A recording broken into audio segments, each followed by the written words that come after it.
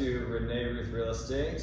Hope you guys are doing well. Yeah. Renee, how are you? I'm good. How are you? Excellent. We were just talking before this got started about next time we see him, his hair will be radically shorter. Yes, getting it all coiffed. We're just getting him like it's gonna be fabulous. the Zen over losing Yeah, hair. I know.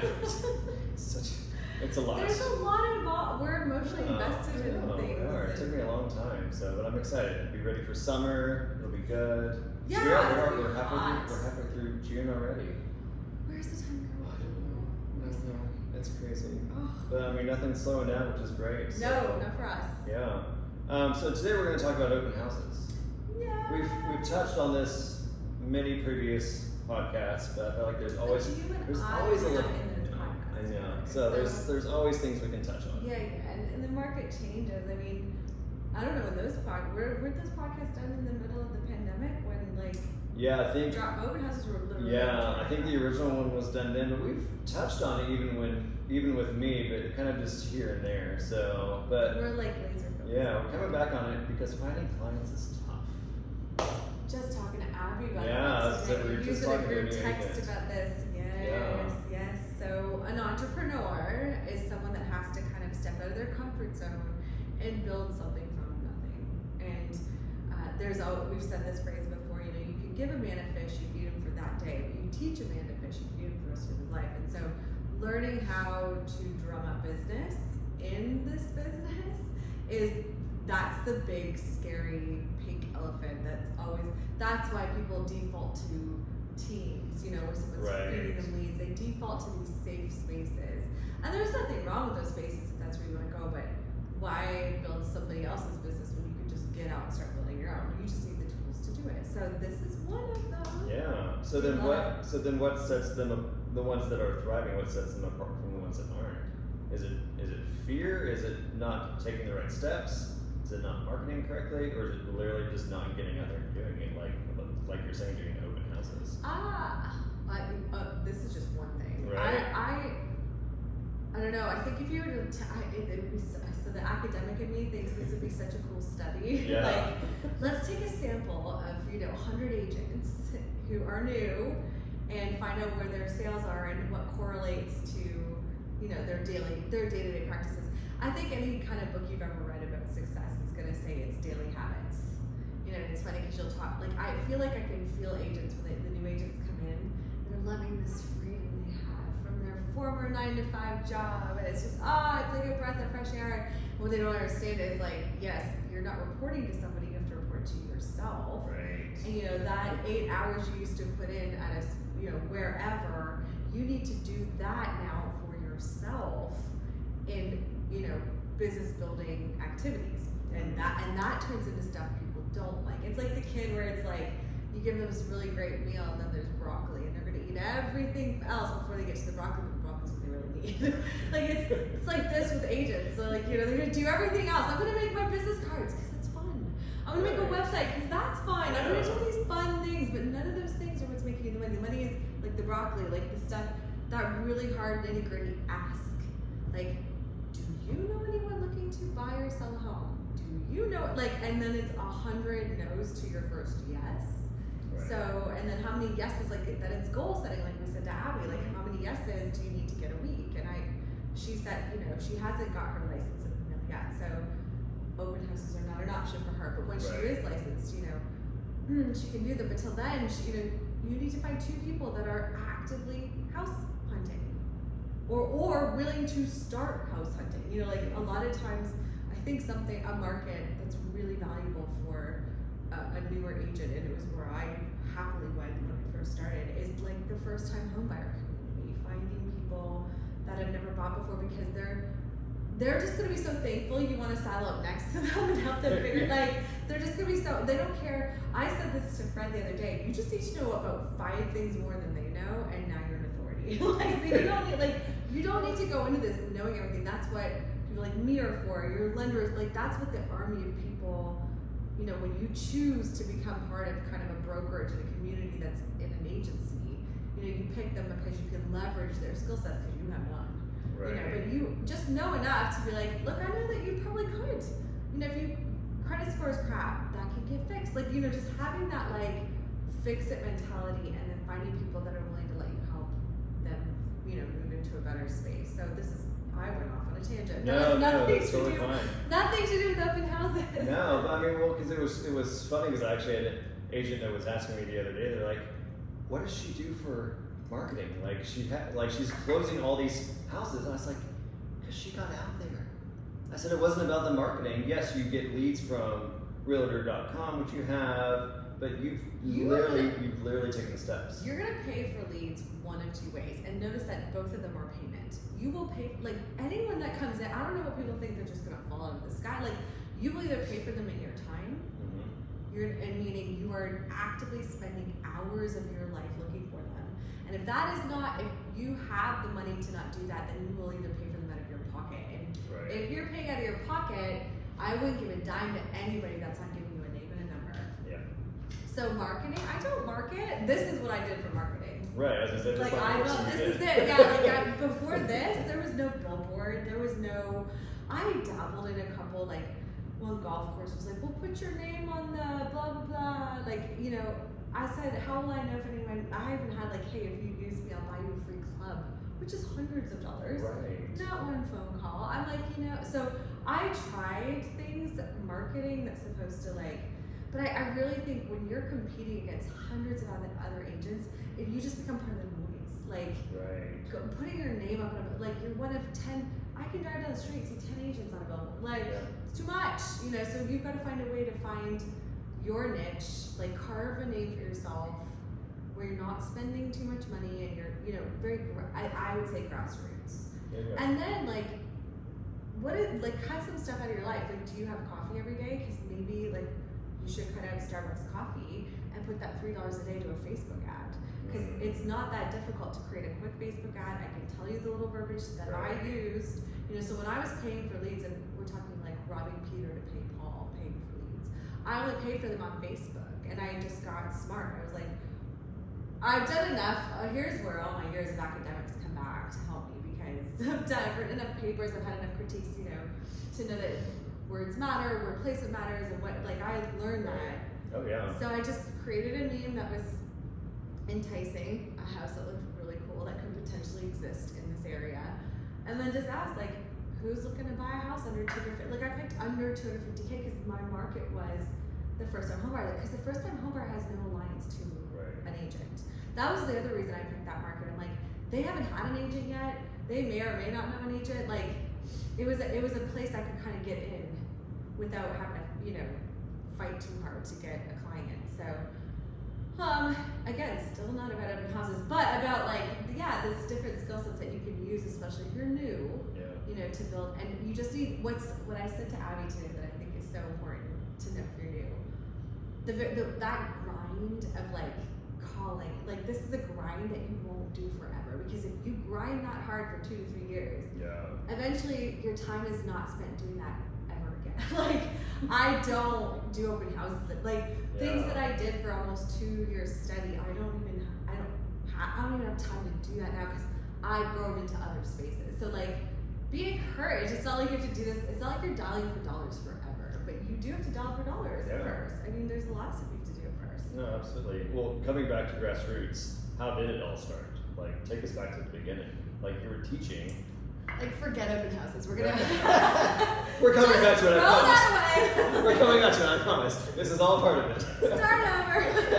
Okay, so wait, what? So going back to grassroots, how did this all start for you? Take us back to the beginning, because obviously open houses, it had to start somewhere. Yeah. So I was teaching university. I have 4 degrees, almost a full doctorate, and then I went into this because I needed money, and that's a whole long sordid story. But a friend of mine, Marty, had been selling houses, and I'd seen him, do open houses. I'd bring coffees because I didn't work on Sundays, and he always worked on Sundays, and so I'd be at these open houses with him. And when a client came, whatever we were talking about, I had to stop, and and I respected that. I learned a lot from him, just in terms of how to be salesy in the open house. And what Marty didn't do was the follow through. He was so good at getting them. He never got their name, he never number. He didn't need to, right? But those are things that when I started doing open houses, I can't just make friends with them and say bye. gotta get your name and your number. So I watched him do enough real estate that I was like, I think I can do this. And so when I got into it, I was still teaching. So I didn't I wasn't like, I know agents who are like cold turkey, like I get licensed and this is it. It's like, ooh, if it was cold turkey for me though, I feel like I would hustle really hard. Yeah. They must have cushions, the ones that aren't, because see what happened was, I got licensed and I kind of dabbled. Marty gave me a referral for a listing. Turned out I found the buyer. So he took the buyer, took the listing, and it was, 50-50. But that was my first deal, I think. And then I was just kind of like casually getting deals. And but Marty said, he told, I love Marty because he's very honest. It's hard, Renee. Real estate's really hard. Yeah. And you have to work really hard. Like, he didn't even mix words. And this is a man who's independently wealthy. And I was like, oh. So no one gave me this illusion. I went in knowing it was really hard. He's like, you have to do open houses. Like, he goes, and Marty loves them. Like, he loves them. I don't dislike them. I'm so busy. Right. So anyway, I just knew going into it, I was gonna have to do open houses. I was gonna have to do cold calling. I was gonna have to do cold messaging. Like, now, luckily, I had MLM background. And it's funny, I've seen on Facebook, I cold messaged about, I apologize if you're watching. No, we were Facebook friends. Cold messaged you about some job I was doing, but like I was used to doing that, getting silence or no's or. So I went into it. I had an income, but then when I lost my income, so one summer they didn't give me any classes, and I was pretty much the sole provider of my family at the time. I had to make. That's why I'm like, if you have to make this work, you can. I know you can do this. Yeah. And I did it. Like I had no money, and I was like, I remember I was like, what am I gonna do? And I'm like, man, I have my real estate license. So I was like, I'm just gonna sell houses. Like I have to make money, so I'm going to sell houses. And so I remember, first thing I did was I kind of worked backwards from goals. So first thing I did is I created I wanted a 3-month goal plan because that's as far as I could think. And I was like, okay, I know in May I lost my job, so I know June I probably won't be able to close anything, which is so untrue. I know now, but at the time I was like, it's gonna take 60 days. So then I was like, okay, so in July I want to close 2 houses totaling around $500,000, and then in August I could see that I could close 5 because that means I'm finding 7 people in the next like 5 to 6 weeks. Okay. I mean, that's just very doable in my brain. Now, you may listen to that and be like, well, there's no way. And so the goal, or the most important thing about this conversation is that if you hear that and you think there's no way, you need to scale your goals, because goals are only achievable if you can find them believable. Hey, quote that. Oh, yeah, that's a good one. I like that. I'm writing that down. Someone write that down. Goals. They got a recording. No, I'm not going to remember it. Yeah, that was And I'll good. just spit that one out. So if you can't believe that, you need to scale back. Like maybe it's just 1 a month. Then let's be honest, 1 a month could be anywhere from 4 to 6K. Yeah. And I wasn't making that. Yeah. Very so like, reasonable. yeah, I was like, just what is doable, right? Yeah. But I was in a lot of debt, so my goals started to match my debt. So I set out to do everything I knew to do. I knew I was doing there would be no Sunday I wasn't in an open house. I would do it on Saturdays if somebody would let me. And then I would lead up to the open house. I would post things to promote it, get people's ideas, and send messages to people. Like I hustled connecting to lead up to that open house. And then I'd leverage open house, like, do you know anyone who's looking for something in this range? Or like all conversation starters, because that's all you're doing to find people to help are starting conversations. If you think of it like I'm badgering people, like how you frame what your purpose is in approaching someone is how you're going to feel when you present. So if you feel like you're badgering people are going to feel like they're being badgered. Even though you just feel that way, you're not trying to convey that, but it comes across. Where if you feel like, I'm just looking to help some people out, like, do you know anyone? Everyone's like, oh, you love helping people. Like, if I find you someone to help, like, that's awesome. So that's the difference, I think, between a used car salesman. They have that desperate badgering approach where, like, you truly genuinely want to help somebody, because and sometimes today I'm thirsty. Sometimes you have to give yourself a bit of a pep talk or read things about what home ownership. Go read about what home ownership does for somebody. How does that help them financially? How does when you start to fill your brain with the ways that you're going to change a person's life, it becomes something that's easy to approach anyone and ask about, because you're literally going to change their life, especially a first-time home buyer. Yeah. You know, where just like when I talk about the brokerage, like this is the potential to change someone's life completely. I'm not badgering somebody. I'm literally continuing to ask because I know how powerful this company is. I've experienced it, so it's not badgering now. Like I know, like this is so great. Like I'm gonna keep asking you because it's so great.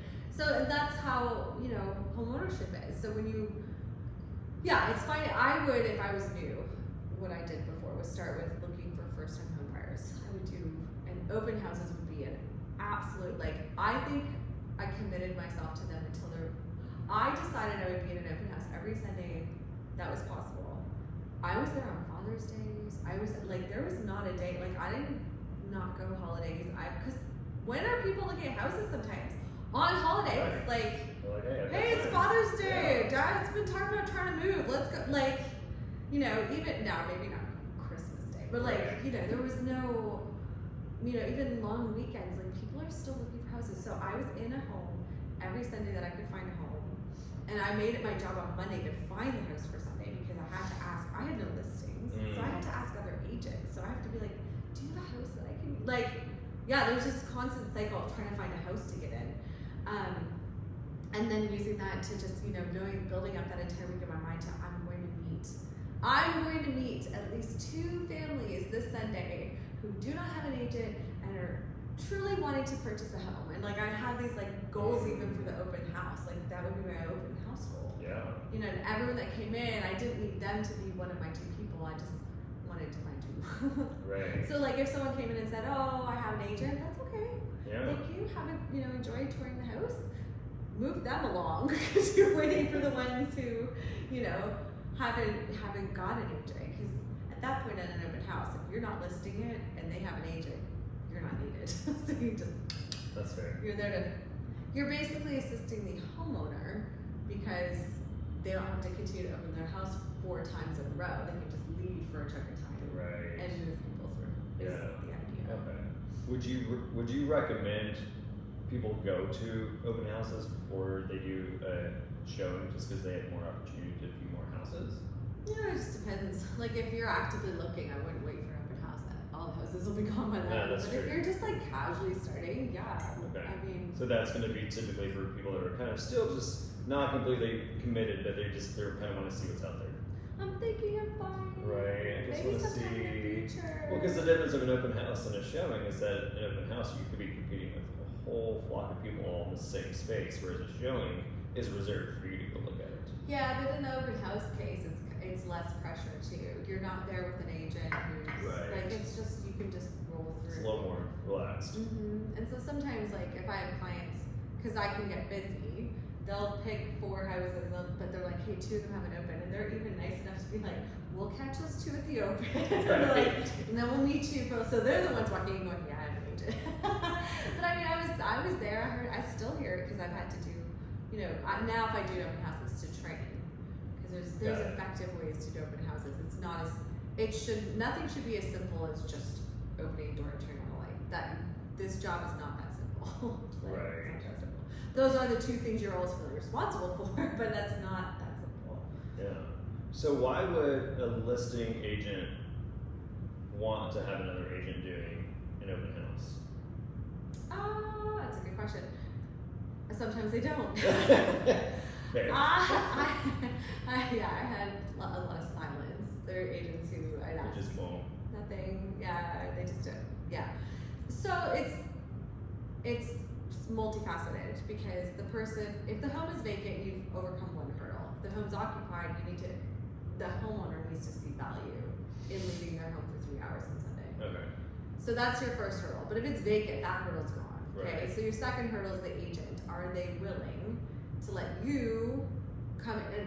And if you're an agent and you don't like to do that, I'd love to know why. Because from where I stand, I'll look great with my client because now we've got, you know, that open house boosts them in Zillow, boosts them in Realtor. We're now brought to the top of the situation. The home's having trouble selling. Gotcha. It's in people's notifications that the open house is coming. They're all immediately notified. Thank you, third party, for making that possible. Yeah. So like a home that it's sat for 2 weeks, when I do an open house, it leverages that right out of the gate. Got But it. then, and so then I'm also giving them a concentrated time, so, if they don't want to have the host show up on Saturday, hey, there's an open tour, they prefer you just go to that. Like, they can choose to not have their house being trounced through all weekend and to just push everyone to the open house.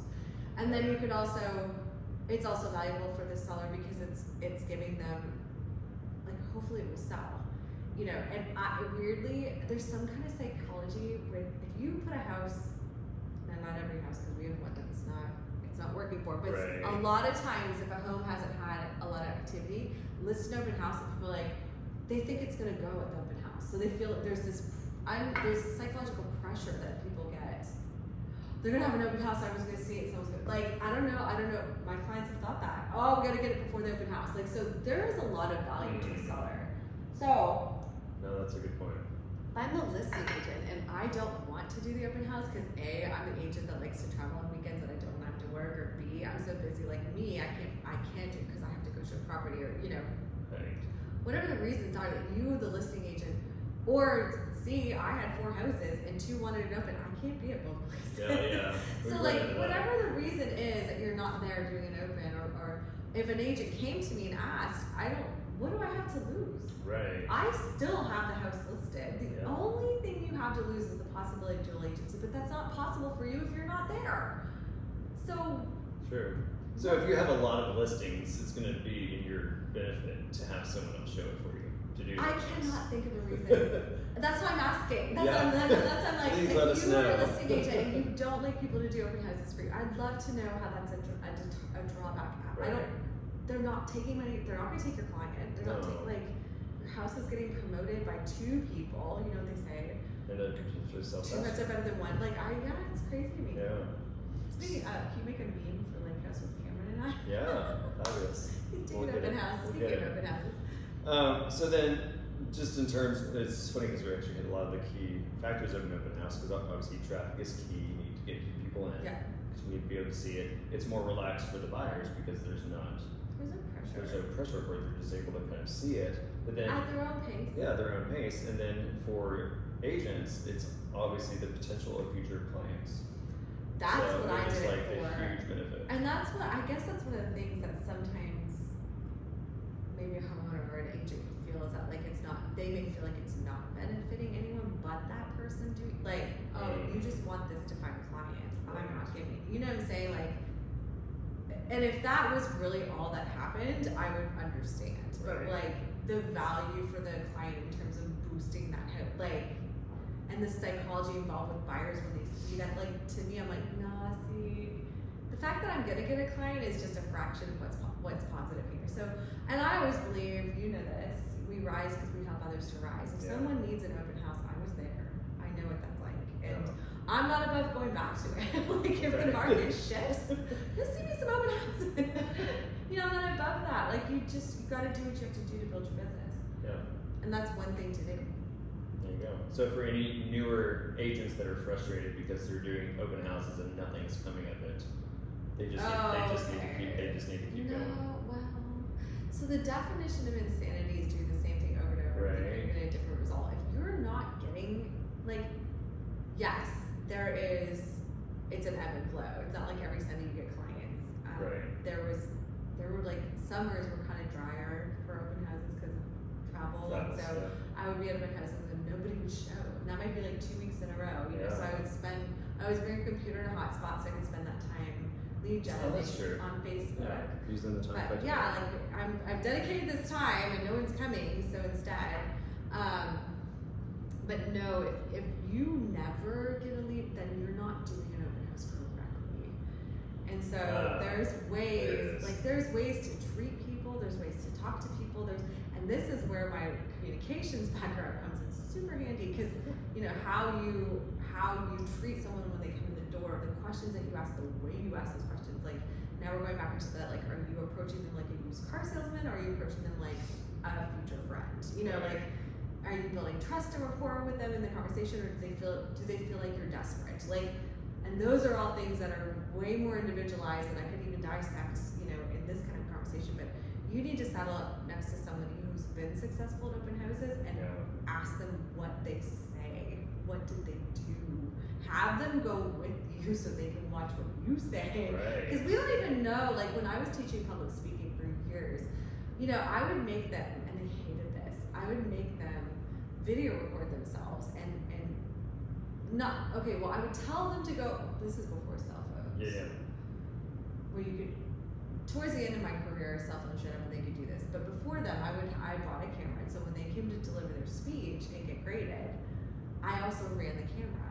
And so I would send them their grade, and then for an additional, like, whatever many percentage, they had to view their performance and grade themselves to basically reinforce that I'm not an idiot. Like, right. Tell me I'm wrong. Like, look, go watch yourself, look at what I wrote, and tell me I'm wrong, right? And I mean,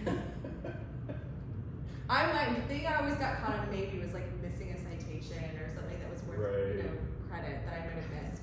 And I would pitch it to them because that's advantageous to them. I'm right. like, go watch this. Yeah. Because I could have missed a citation that's a whole 10 points on your speech. If I missed it, you want the 10. So I was smart to try. See, that's what you have to, like, you've got to make this about them and not about you. Right? Because if it's about you, I mean, as a teacher, there is a very commanding, like, you need to do this. But I even when I knew I had that authority to do that, I still knew human psyche needed it to be valuable to them, for them to want to do it. And I wanted them to want to do that. So yeah, all that bleeds into, like, if you're doing these open houses, have someone video that conversation stealth on the phone. Like, right? What do you sound like when you talk to these people? Because that could be why you're not getting clients. Like, and I'm not trying to even be mean about it. It's just the truth. And we don't realize what we sound like or what we look like until someone's recording you and you go back and you're like, yo. Or having a great conversation and not closing it with a name and phone number. But thinking that you asked them and they think, give it to you. exactly. Like, you like auto that it, like. No, I didn't get it. Or even like. And a number is not Facebook. Oh my gosh. Like, you can't be like, oh yeah, I got that. Yeah, it's fine. I can find one. You want to be able to Facebook. text that person later that night to thank them for showing up at your open house.